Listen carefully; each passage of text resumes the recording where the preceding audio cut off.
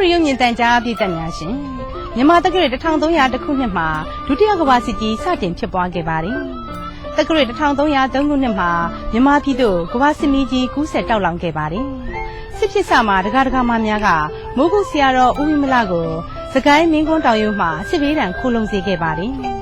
အဲ့ဒီနောက်မှာတော့မိုးကုတ်မြို့မှာဒကာဒကာမများရောက်ရှိလာပြီးဆရာတော်ကိုစစ်ဘေးစစ်ဒဏ်ကင်းလွတ်စေဖို့မိုးကုတ်မြို့သို့တင့်ဆောင်ခေါ်ယူသွားကြပါတယ်ရှင်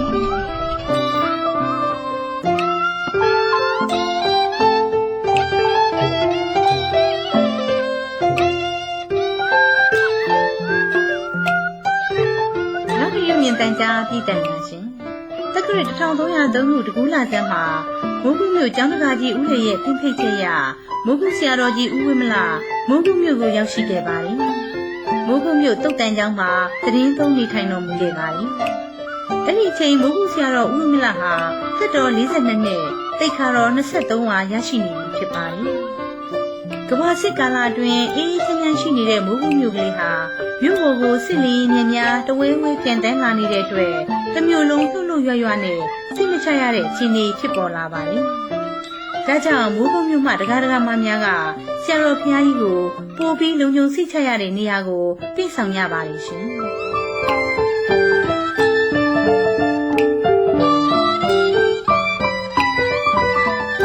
နောက်ရုံမြင့်တန်ကြားပြည်သက်များရှင်အခုမြင်တွေ့နေရတာကတော့မိုးကုတ်မြို့ရဲ့အနောက်မြောက်ဘက်4မိုင်ကွာမှာရှိတဲ့ဘော်ဗရန်ရွာဖြစ်ပါတယ်ရှင်။ဘော်ဗရန်ရွာလေးဟာပင်လယ်မျက်နှာပြင်အထက်အမြင့်ပေ4000မှရှိပြီးတောင်ကမ်းမှာတည်ထားတဲ့ရွာလေးဖြစ်ပါတယ်။ရွာရဲ့3ဘက်3လမ်းမှာတောင်တန်းကြီးတွေပိတ်ဆို့ကားစီးနေတဲ့အတွက်အင်တန်လုံခြုံစိတ်ချအေးချမ်းတဲ့နေရာလေးဖြစ်ပါတယ်။အပြာရောင်တောင်ကုန်းမြူငွေတွေရှက်တန်းနေပြီးတောင်ကြားအရက်ဒေသဖြစ်လို့ရာသီဥတုကအေးချမ်းနေပါလိမ့်ရှင်။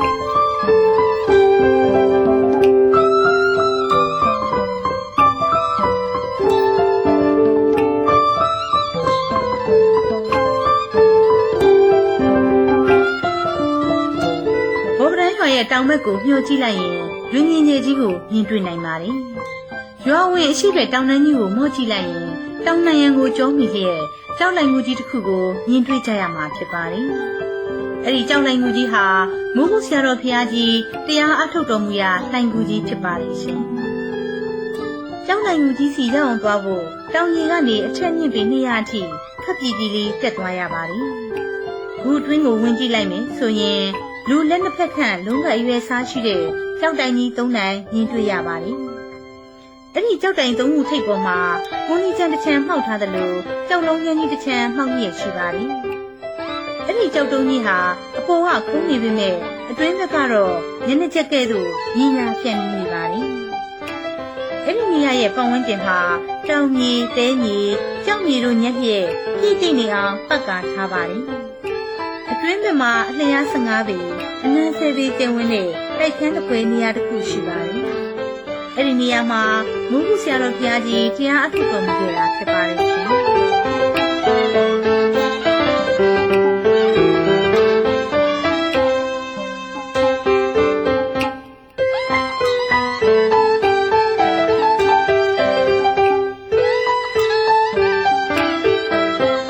နောက်ရုံမြင့်တန်ကြားပြည်သက်များရှင်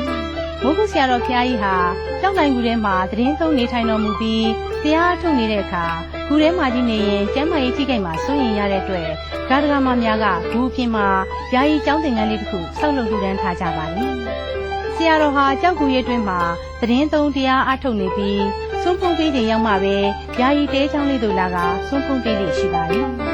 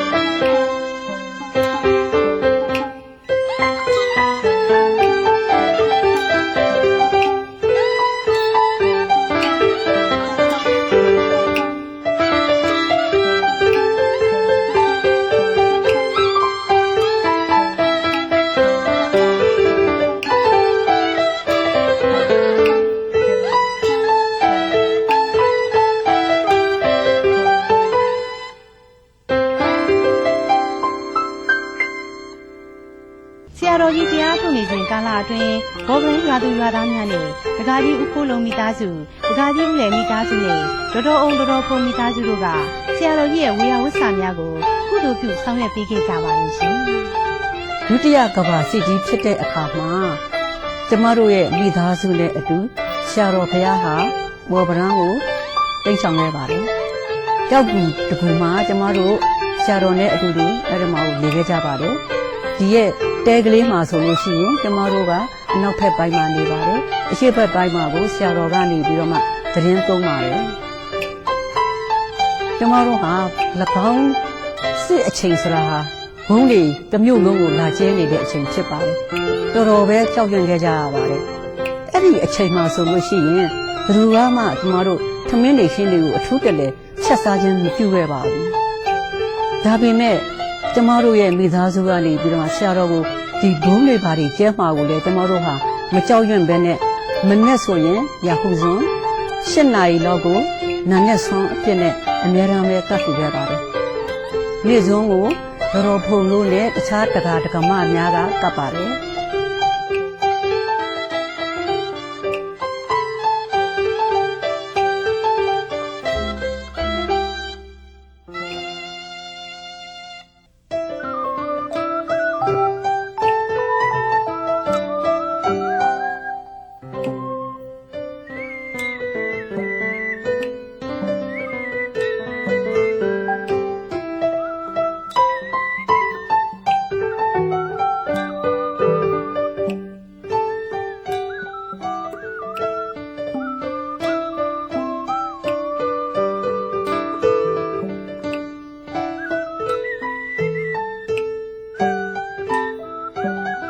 မနဲ့ဆုံးဖုံးပြီးတဲ့အခါမှာကျမတို့ရဲ့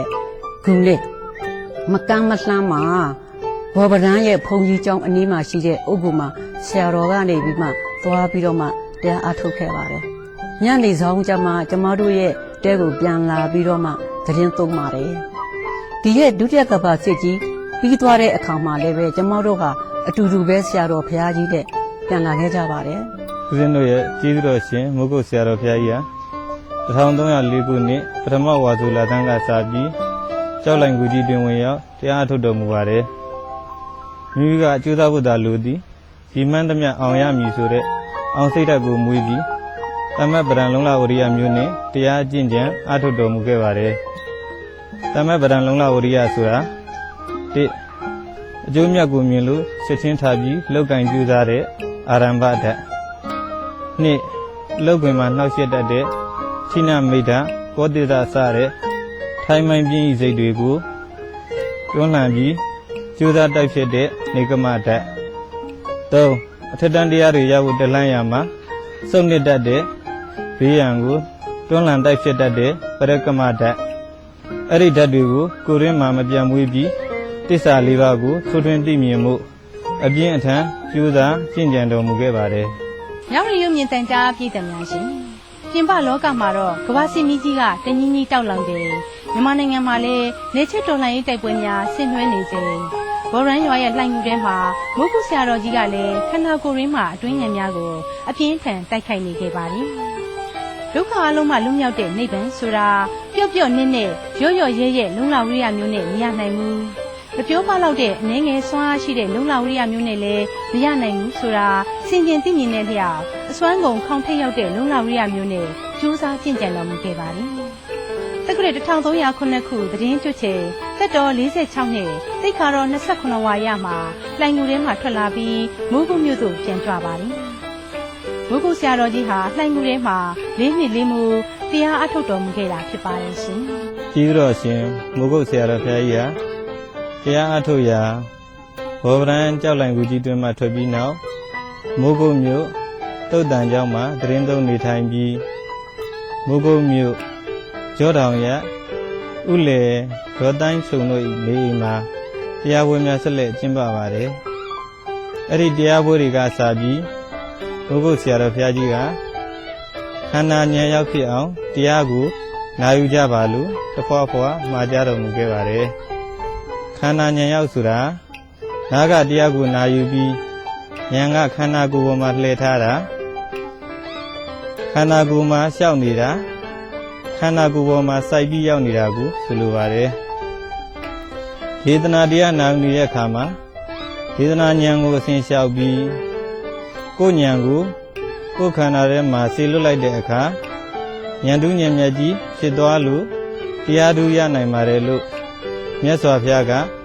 ဓမ္မပဒအဋ္ဌကရာမှာဟောကြားတော်မူခဲ့တာရှိပါတယ်။ဒါကြောင့်တရားကိုနာယူတဲ့အခါမှာတရားရဲ့အ내အဓိပ္ပာယ်ကိုသိနေုံများလောက်နဲ့ကြည်နဲ့မနေကြနဲ့တရားနာနေတဲ့ခိုက်မှာပဲကိုယ်ဉာဏ်ကိုခန္ဓာကိုယ်ပေါ်မှာစိုက်ထားပါလို့မူဂုတ်ဆရာတော်ဘုရားကြီးကမှာကြားတော်မူခဲ့ပါတယ်။အဲ့ဒီအချိန်ကစပြီးမူဂုတ်ဆရာတော်ဘုရားကြီးဟာခန္ဓာဉာဏ်ရောက်တရားများကို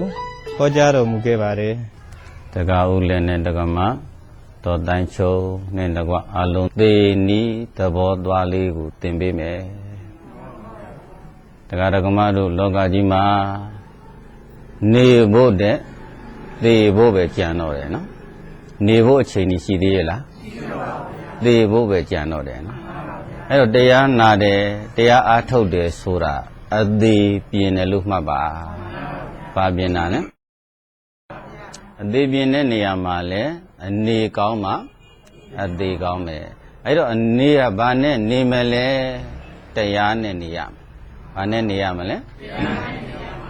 အဲ့ဒီတရားတွေထဲမှာတော့မှဒါနတရားသီလတရားသမထတရားလို့ဒီသုံးမျိုးဒီ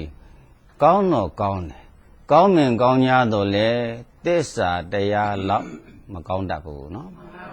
အဲ့တော့သူတို့ဒီကောင်းတော့မကောင်းဘူးလားကောင်းတယ်သို့တော့အကောင်းဆုံးဒီဘာတရားပါလေသစ္စာတရားဆိုတာတရားဓမ္မတို့တဲ့နာတရားလမ်းဆုံးရမှာမဟုတ်ပွားများမှုမှာလမ်းဆုံးရမယ်ဘယ်မှာလမ်းဆုံးရမလဲအဲ့တော့သစ္စာတရားဆိုတာကအဝေးကြီးမဟုတ်ခန္ဓာမှာသစ္စာတရားဆိုတာဘယ်မှာလဲခန္ဓာကဘာသစ္စာပါလေ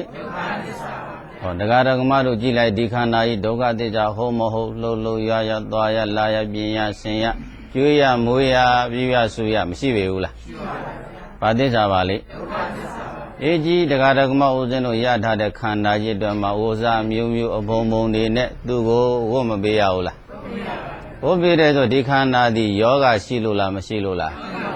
ဩယောဂရှိတဲ့အနာမျိုးစုံတွေရှိနေလို့တော့ပတ္တိစီးပေးထားတယ်လို့မှတ်ပါ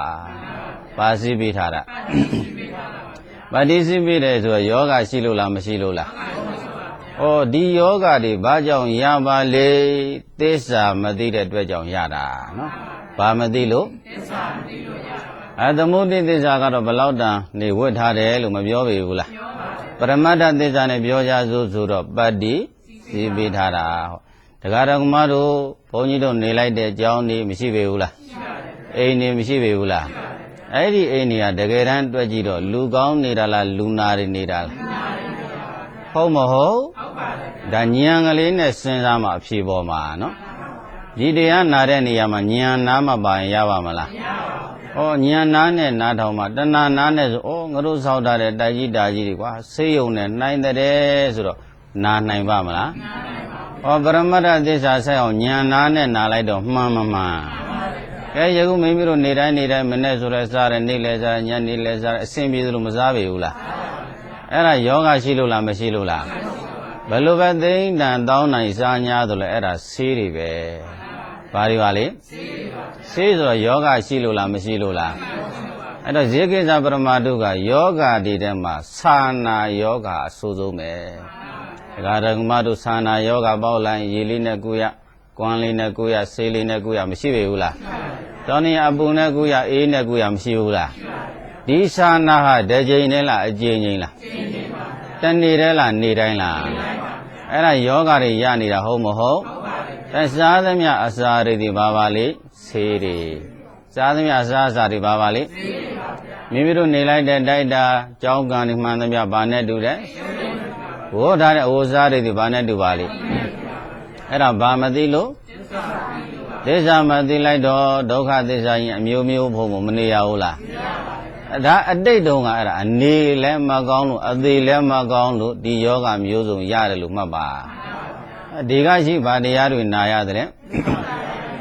သစ္စာတရားတွေနာလိုက်တဲ့ပုဂ္ဂိုလ်ဒီဒိဋ္ဌိမကွာပေဘူးလားဒိဋ္ဌိကွာလို့ရင်တရားဓမ္မတို့ပါတိစီးတဲ့ဘဝကလည်းလွတ်မလို့ဆေးတောက်တဲ့ဘဝကလည်းလွတ်မလို့ဆေးရုံကြီးနေရတဲ့ဘဝကလည်းလွတ်မလို့တန်တပည့်တော်တို့ဗျာနောင်ထပါတိတွေလည်းမရှိခြင်းတော့ယောဂါတွေလည်းမရခြင်းတော့ဆေးရုံကြီးတွေလည်းမနေခြင်းတော့ပါဘူးဆိုရင်ပါတရားနာရသစ္စာတရားဆိုတာဘယ်မှာရှိခန္ဓာပါသစ္စာပါလေမြင်အောင်ရှုတာကသေတာကနောက်ခန္ဓာမလာတာကတရားဓမ္မနေတော့ကဘာတရားနဲ့နေမလဲသစ္စာတရားသေတော့ကဘာတရားနဲ့သေမလဲတရားဓမ္မနေဖို့တဲ့သေဖို့အရေးကြီးမကြီးဒီလိုသစ္စာဓမ္မတွေနာတဲ့အာထုတ်ထားတဲ့တရားဓမ္မတို့မှာဖြင့်သေတဲ့နေရာမှာကြောက်เสียရှိသေးလားဒါဖြင့်သစ္စာသိထားတဲ့တရားဥလေဓမ္မတော်တိုင်းချုပ်မိသားစုနဲ့တော့အာလုံးသောပရိသတ်ပေါင်းသူတော်ကောင်းတို့သည်သစ္စာတွေသိထားတဲ့နာထားတဲ့အာထုတ်ထားတဲ့အတွက်ကြောင့်သေဂာနီးမှာမဲ့မလားပြုံးမလားပြုံးပါဘူး။ဘာသိထားလို့သစ္စာသိထားလို့ပါသစ္စာမသိတဲ့ပုဂ္ဂိုလ်တွေကြတော့မဲ့ရွဲ့ပြီးတယ်ကလားမသိရဘူးလားအဲ့ဒီပုဂ္ဂိုလ်ဒီအနေကောင်းလို့လားမကောင်းလို့လားအနေမကောင်းတော့သေဂာနီးမှာမဲ့ရွဲ့သေရအနေကောင်းတဲ့ပုဂ္ဂိုလ်ကြတော့တရားဥလေဓမ္မတော်တိုင်းချုပ်တို့သေတတ်ပြီလားဘာတရားနဲ့သေမလဲအားလုံးတရားဓမ္မတို့လည်းဘာတရားနဲ့သေမလဲနေတော့လည်းဘာတရားနဲ့နေမလဲသေတော့လည်းဘာတရားနဲ့သေမလဲသစ္စာတရားဆိုတာအဝေးကြီးလားခန္ဓာလားခန္ဓာပါသစ္စာပါလေမြင်အောင်ရှုတာကသေတာကနောက်ခန္ဓာမလာတာကသဘောပါဗလားကဲဒီနေ့တော်ကြအောင်စို့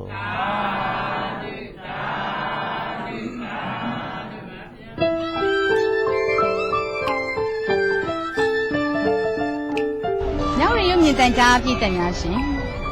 စီရီနိုင်ငံရှိတီဟိုကျွန်းမှာမဟာစီတော်ကြီးတွေစိန်ထူတော်ကို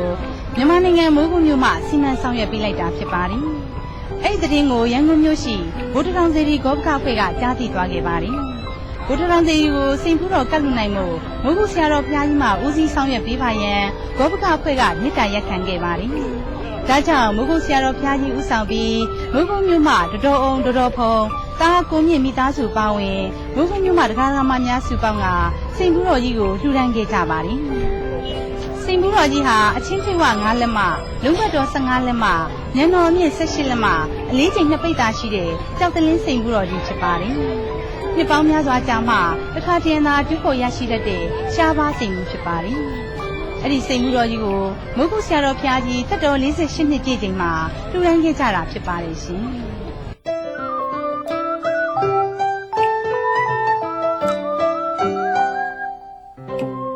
တရားဓမ္မနိကုပြညတတဝိနိဝိတလျာကျွေးမှာသူကိနိုင်ကြလေတိစ္ဆာတုပ္ပဆဝိုင်းအချင်း